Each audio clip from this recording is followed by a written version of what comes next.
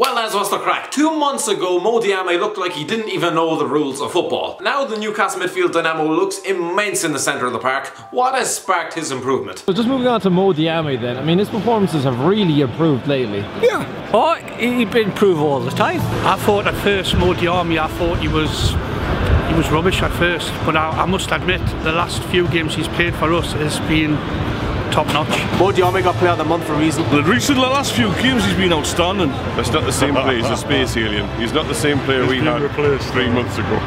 He's been possibly our best player, apart from Paul Dummett. He's found this new role, this central midfield role where he doesn't get forward too much, but his main job is interceptions, tackling, and didn't think Man United got the better from him. Rafa's getting the best out of him. He says, oh, just go out there and beat Man U. Who cares? As easy as that. Easy as that. He started off a bit shaky and people thought, oh, you know, he hasn't got it, he's rubbish, and but he's come good, and give the lad his credit.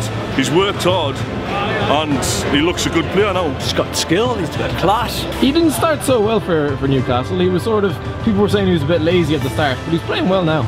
Oh, he does play well.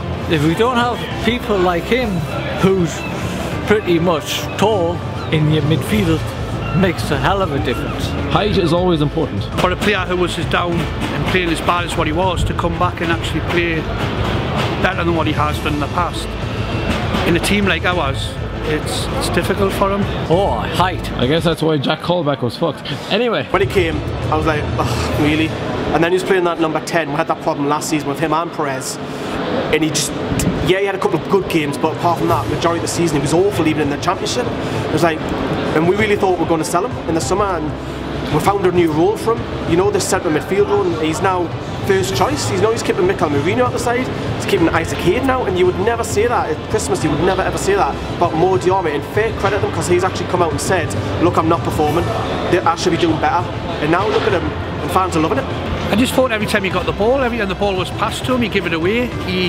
At times I didn't think he should have been in the team. He's absolutely fantastic now. We thought he was pulling his finger up because it was the transfer window and he was after a transfer, but he played well again today, so transfer window's closed. When we're in the ground and they tell you the team and Mohamed Diame's name was mentioned, it was like, oh no, all the time. But now when I see he's playing, I think, you know, if his performances keep going the way they have been and he's getting better and better, I think he's critical to it, I think. What do you think that is? Do you think it's a case of Rafa's man management, maybe? I think Rafa's got more faith in him because he's been starting the last few games, so yeah, definitely, yeah. But the way you described Diame, I mean, a player who has such ups and downs. I mean, I remember Sissoko was very much like that. When he was down, but when he was up, he was great. Yeah, I don't understand how he can be so down at the beginning of the season that he was, and towards the end of last season he seemed to be a bit off the boil, and now he's sort of like,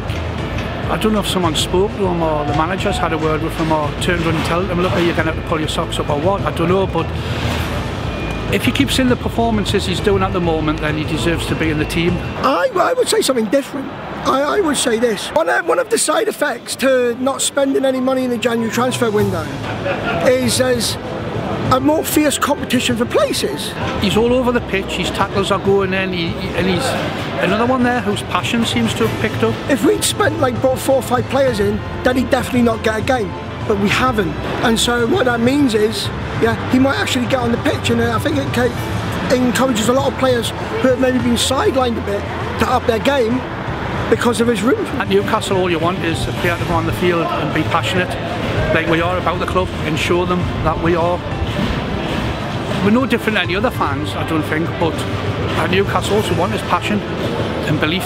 Well, you would think if new players are brought in, there'd be more competition for places, but it's not. It's a little bit like if there's 10 seats at a table and you've got 15 people that want the seats, then, you know, 5 people aren't going to get seated, but if you've got 30 people that want those seats, then 20 aren't going to get seated. So we don't have a very broad squad, which means there are more opportunities. If players raise their game a bit, they're going to get first team football.